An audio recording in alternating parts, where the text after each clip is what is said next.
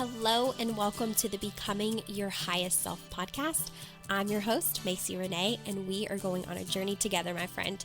If you've been looking for a podcast geared towards your growth, self-awareness, navigating your brain's daily mind drama, and deep inner work to become your highest and best self, you are in the perfect place. Let's get started.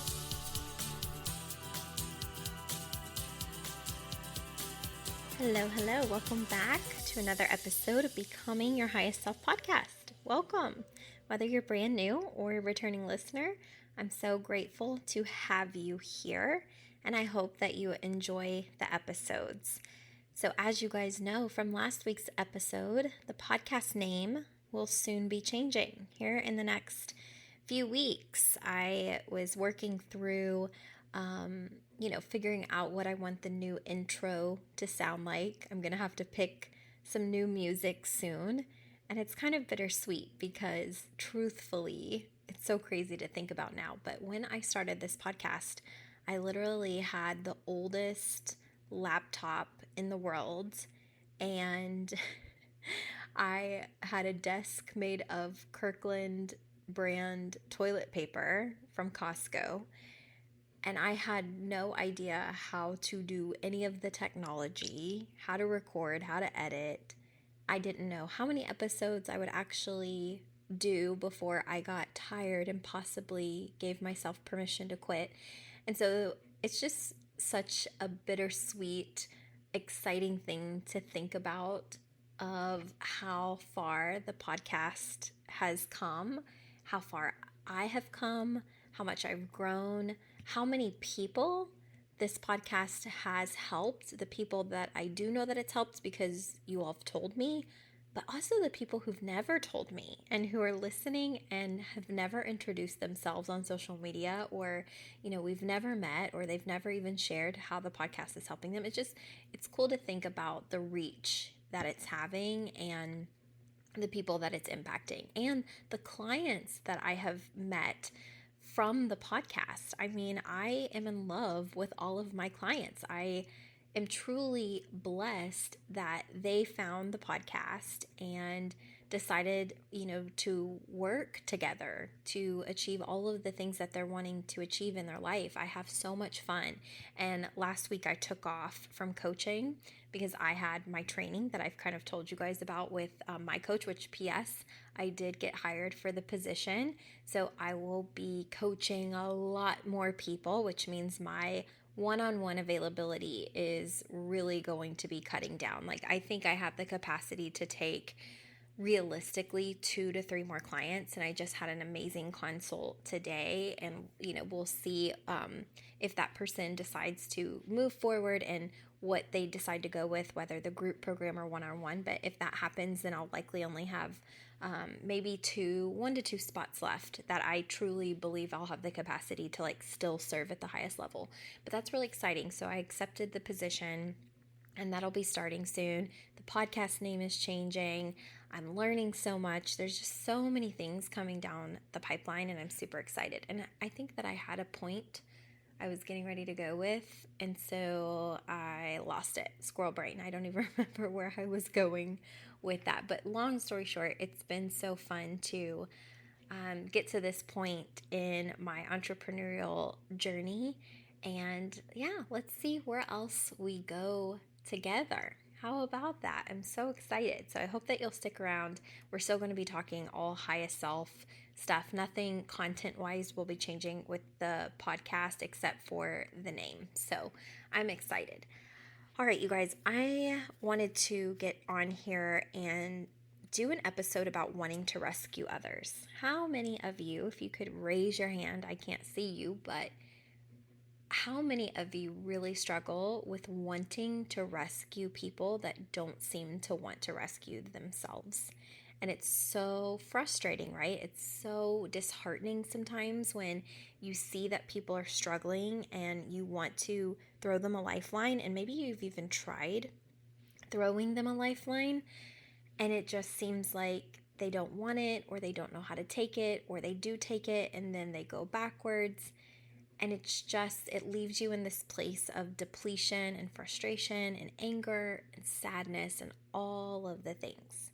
So I thought it would be important to kind of talk about this because I don't know about you, but I grew up experiencing a lot of childhood trauma, and I can't speak for everybody, but a pattern that I've seen in working with clients who've also experienced trauma or really rough childhoods, that a lot of times when we grow into adulthood, we have this people pleasing streak, this tendency to want to serve everybody else and to be super empathetic and have really good people skills. I think it's because we almost had to learn how to emotionally survive as best as we knew how. And it's not to say that we have really great skills there, because Lord knows I've spent a gajillion years between therapy and coaching and lots of money and lots of time to get where I am now.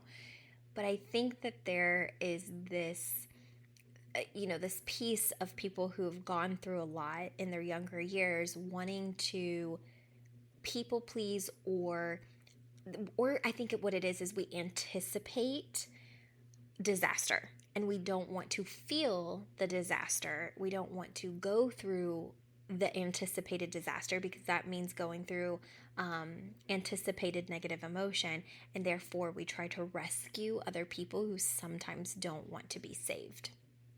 So I really wanted to come on here and kind of give some self-awareness coaching to this whole concept, because I see a lot of my clients doing this where they are now investing in themselves, and that is time and it's money, right? It's a financial investment, it's a time investment, it's a self-care investment whenever you're working through things with coaching, right? It's a whole different playing field with as far as the mind goes and emotional intelligence and whatnot. So a lot of my clients come in to coaching having maybe never experienced coaching before and love it, and they start seeing themselves really change, and their families start seeing them change, and their friends start recognize them changing. And because they get so excited, and P.S., I'm totally guilty of this, I did the same thing, you want to tell everybody. Like, you just want everybody to experience what you're experiencing. So it's like a lot of you who message me and you're like, I've shared the podcast with a lot of people, which is amazing, right? Because this is a free resource and people can choose to hit play and absorb the information and either learn and grow as well, or they can choose to let it fall on deaf ears and never listen to any suggestions that you've given them, right? So they kind of have the opportunity, gosh, I couldn't talk, the opportunity to take advantage of, this free resource or not. But what happens a lot of times, I find in in self-help and personal development, is that you start to change so much and grow and feel better, and you realize oh my gosh, suffering is optional. I remember whenever I started coaching and I wanted to tell everybody about it, because I had internally suffered for years and years and years, from childhood all the way to young adulthood. And I went through 17 years of therapy and counselors and psychologists and even psychiatrists. And I would feel better on a week-to-week basis, but I didn't feel like I had been given the long-term tools to know how to feel better when I wasn't physically at my therapy appointment. So it's like, if I got to go to therapy, everything was beautiful and amazing, and I loved my experience and I felt so good after. But it was like, as soon as it was done and something in life would happen in between sessions, I didn't know tools or ways of thinking or any self-awareness to carry with me outside of those sessions. A lot of my sessions, and it could be different now, with therapy and stuff, but back when I was doing all of these therapy sessions for 17 years, it was a great opportunity for people to hold, for the therapist to hold space for me and let me just talk and talk and talk and talk and talk, and let me express, which was so good. But I didn't have all of the tools to know what to do when I left therapy. Like, okay, whenever this person gets on my nerves again, or they hurt me again, or, something crappy happens in my day, how am I supposed to think about it or feel? How do I navigate my feelings? So I think whenever people invest in themselves and they decide to go, into maybe personal development or coaching or whatever, they experience transformation at a completely different level, and the natural human reaction is to tell everybody. Like, you just want everybody to come with you. You want to tell everybody about it. You want to get everyone involved because you feel so good. You learn, like, oh my God, all of this suffering, all of this complaining, all of this like people pleasing and misery and gossiping or talking about other people or feeling a type of way about someone else, like all of it's optional. It's not even necessary. And the thing about it is our brain often tells us that all of it is necessary. Like, it's such a part of the human experience to engage in all kinds of mind drama and negative thinking that most of the world doesn't understand or know that it can be different. So when you start learning that it can be different, your instinct is to share it with everyone.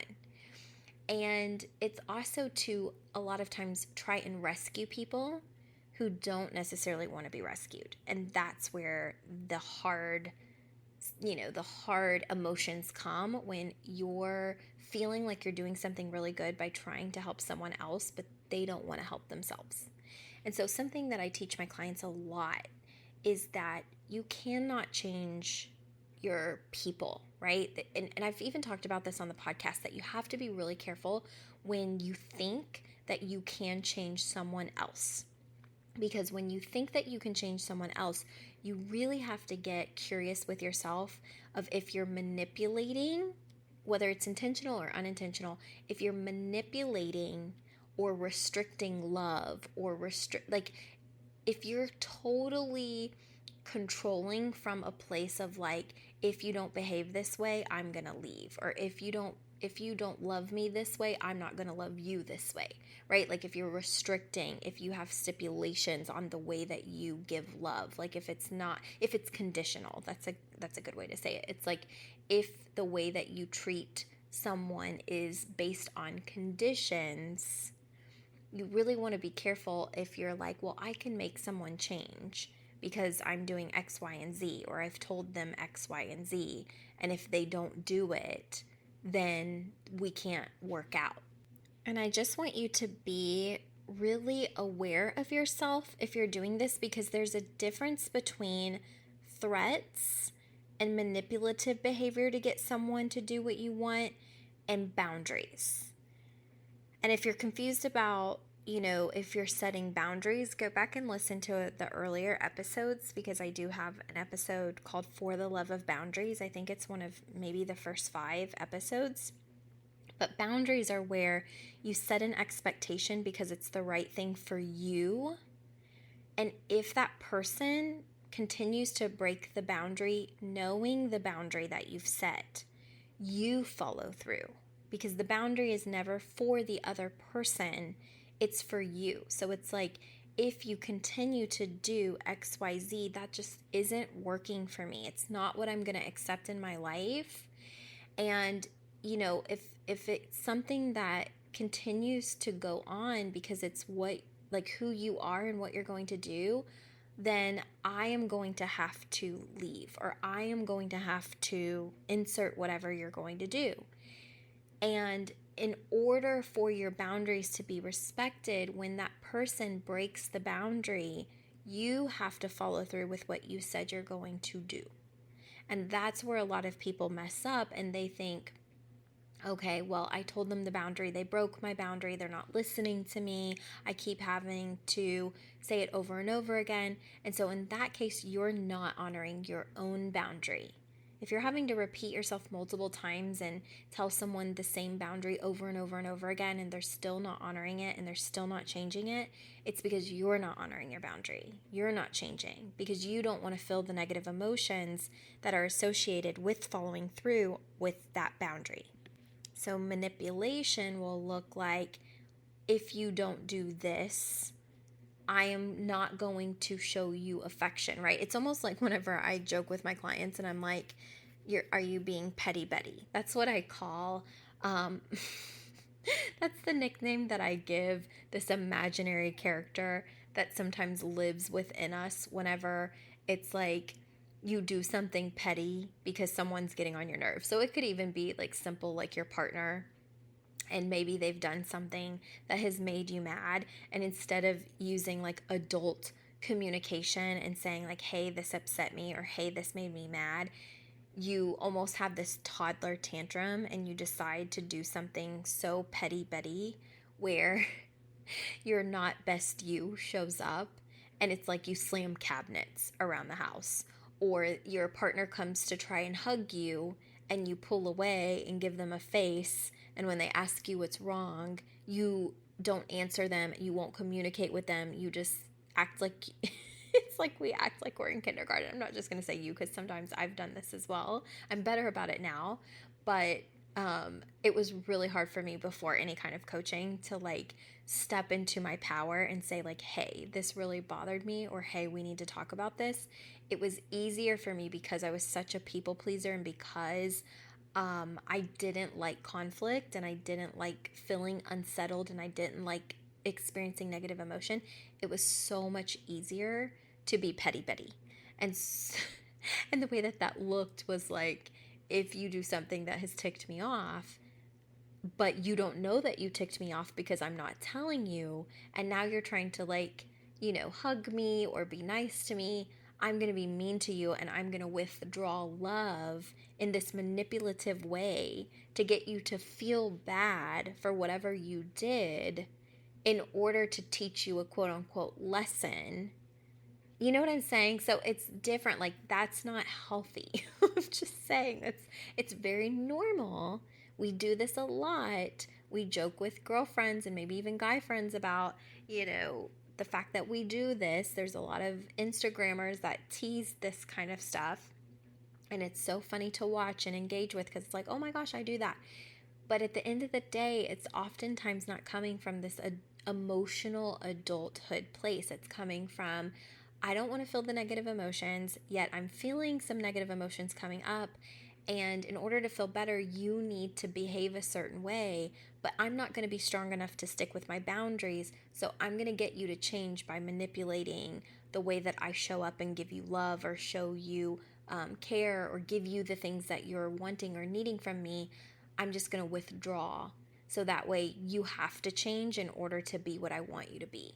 And I just want you to be super aware of if that's happening in your life, and know that that's something that we can work through together with coaching, because it's coming from your inner wounding, right? Your stuff that maybe you haven't looked at. And so it's really important to recognize that, because a lot of times, whether it's a romantic relationship or a friendship or a family member, we often get in this place where we want to focus on rescuing other people, helping other people. And we really believe a lot of times we're doing it from the most genuine place. And I truly believe that our brain does believe it's doing it from the most genuine place. But here's some sneaky things that I also want to bring into your awareness. Sometimes we're doing it for our own ego because it makes us feel good, and we feel like, I've helped someone. And so that's something like I've had to even be clean on in coaching, right? That I'm not helping people to fulfill my own ego, or to think more highly of myself and prove my worth or anything like that. That I'm helping people because I believe that serving other people to becoming their highest self, to build their self-awareness, is for the greater good of the world. Like, it really has nothing to do with me. It has to do with helping you become better so that you get what you want out of your life. And so that's something to check. It's like, when are you doing whatever you're doing from ego? The second thing is sometimes it's a lot easier to focus on rescuing other people, because if you're focused on rescuing other people, you don't have to rescue yourself.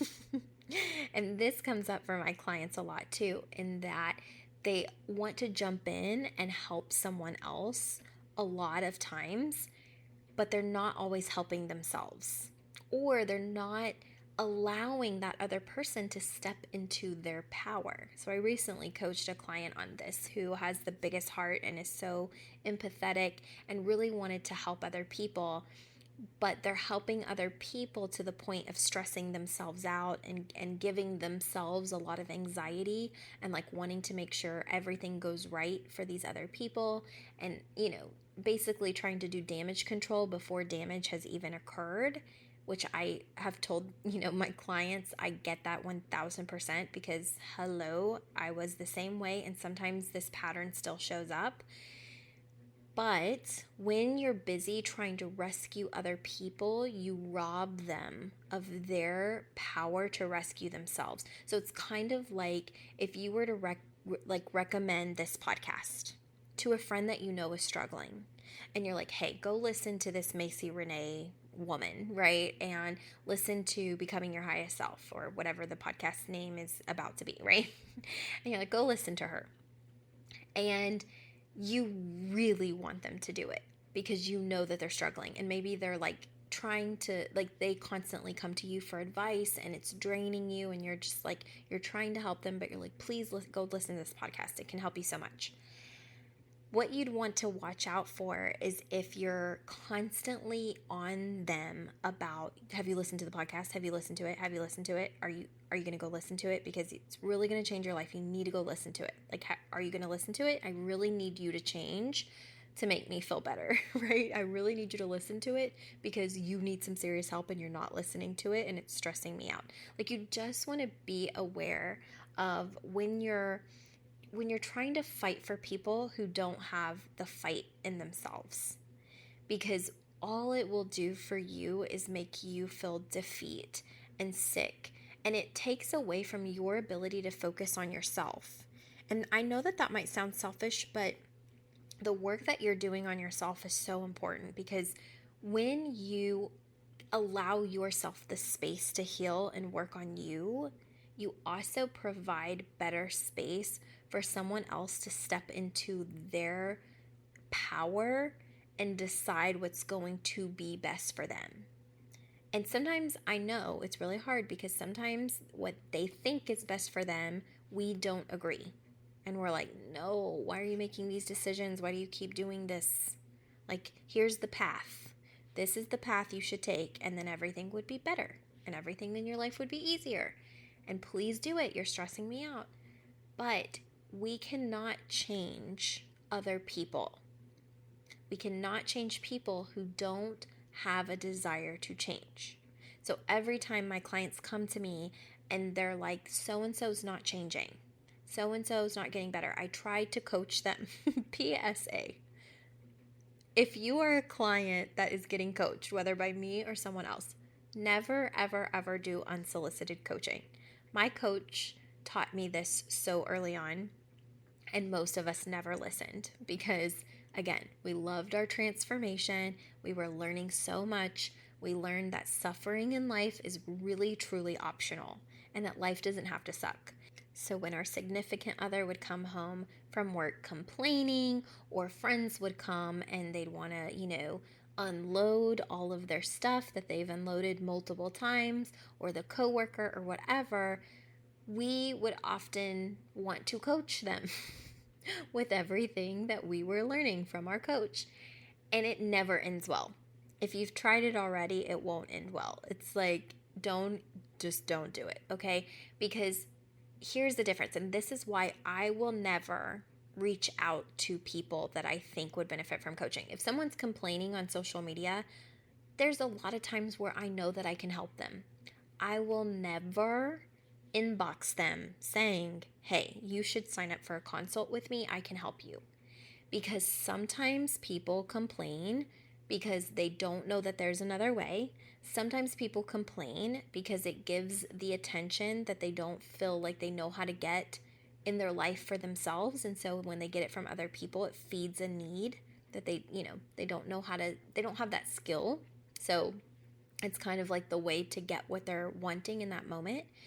Some people just don't even know that not suffering is available to them.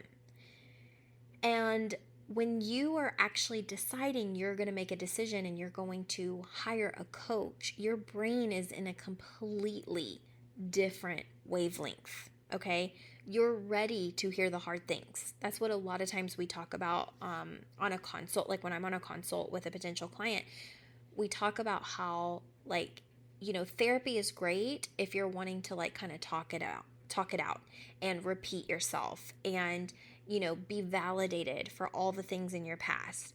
But coaching is very future focused. So we revisit the past sometimes if necessary, but we don't stay there. It's very much future focused of this is where we're trying to go. This is what we're going to do. And because of that, sometimes I have to say the really hard thing. But when people come to me and they go from consult to client, there has been this agreement that they're ready to hear the hard thing. So when I deliver the hard thing, yes, sometimes it's difficult. Yes, sometimes it ends in tears or frustration, or sometimes maybe they're even mad at me, even though it's never personal, right? It's just to get them to the next level.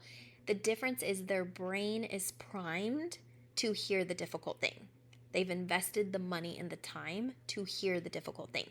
When you're deciding that you're going to take the podcast teachings or the coaching and just unload it on someone who has not invested themselves in hearing it or learning it, or they're just interested in complaining and feeling like life is miserable and sucky and it's never going to change, whatever you say to them oftentimes is going to fall on deaf ears, and they're going to become defensive because they're going to feel like you're trying to change them, or you're trying to like sprinkle your happy positivity on them when they're wanting to complain and stay in their place. Okay? And so when my clients are like, I have this fear, like I'm going to outgrow my friends, or I don't want to outgrow my partner, I don't want to leave them behind. Those are normal fears, because sometimes you do feel some tension in your relationships when you're shifting and other people are choosing to stay the same. And so there's this natural human tendency of, I want to rescue you, I want to take you along, I want you to learn everything I'm learning, I want you to be as interested as me. Trust me when I tell you that the people who are meant to be in your life will be there, that you can learn to coexist with anybody, that you can also learn how to navigate relationships that feel difficult, whether you're growing and they're not, or they're growing with you but at a slower pace. It's all possible. So don't fret about that. What I want you to know from listening to this episode is that if you're trying to rescue other people, they have to also want to rescue themselves. So just be mindful where you're trying to do this and you're depleting your own tank. Spend your energy on what you need to do for you, on what you need to learn for you, because a lot of times the changes that you're making in your life, they radiate. And without even realizing it, the people who care to be around you, you will uplift their vibration, their wavelength, right? Because of who you're showing up and being. Now, the people that become offended or defensive about who you're being, or they start becoming mad that you've changed, it's not so much that they're actually mad that you've changed, it's that they can't put into words what feels different. And I always say it's an energy. It's a different energy. So like when you're learning and growing, your wavelength, it's kind of like whenever you're hooked up to a heart monitor, all those little lines and how they move up and down, up and down. Your wavelength changes when you're practicing self-awareness and working on growth. And a lot of times, whoever you were attracted to 5 years ago or a year ago, or whoever you've been around most of your life, the reason that you all coexist really well together is because you were on similar wavelengths. So you attract each other. And then whenever one person starts to grow a little bit, your wavelength frequency kind of shifts. And it's not to say that you've gone above someone or that you're ever below someone. It's just a different wavelength and frequency. So people will feel that sometimes and they will lash out, or they'll become mad, or they'll say you're being different, or I don't understand why you've changed, or blah, blah, blah, blah, blah, right? It doesn't matter. What they're trying to communicate with you is that they feel the shift in the wavelength. And so rather than feel totally defeated by this or trying to change them, just take a deep breath and know, like, one, feel proud that clearly there's been a shift. If you feel good about the changes you've been making and who you're becoming, it's not a bad thing, right? It's like what they're trying to communicate is it's different. You don't need to coach them. You don't need to pull them along. What you can do is, extend free resources or whatever. And if they want to engage with it, they can. But they don't have to, right? And so we want to be careful about our manuals in our brain for other people, the rules that we have in our brain for other people. And I want to tell you that if you're depleting yourself to rescue everybody else, kindly and lovingly stop it. Stop it. You can't rescue people who do not want to rescue themselves, and you want to shift that energy back to you and say, why do I even want to do this? What's this pattern in me? Is it coming from childhood trauma? Is it coming from people pleasing? Is it coming because I'm afraid of outgrowing someone? Is it coming because of my ego and wanting them to, be on the same exact wavelength that I'm on right now because it'll make me feel better? Like, you want to get really clear on why you feel driven to try and change someone else, or even, I don't know, coach them on something, right? And just make sure that you're doing whatever, like whenever it's coming up, just make sure like you're turning the work around to focus on yourself. And if you need help with this, of course, if you're a client listening to this, let's work on it. If this podcast episode has made you think of something you've done recently or in the past and you want to work on it, let's work on it together. If you do want to work on this and you're not already a client, you can join the Equipped Society, my group coaching program, or you can schedule a consult and we can talk about one-on-one, the Equipped Society, or all the options that you have available to you. I will talk to you soon. Stay tuned for the podcast name changing, and I will see you next time. Bye.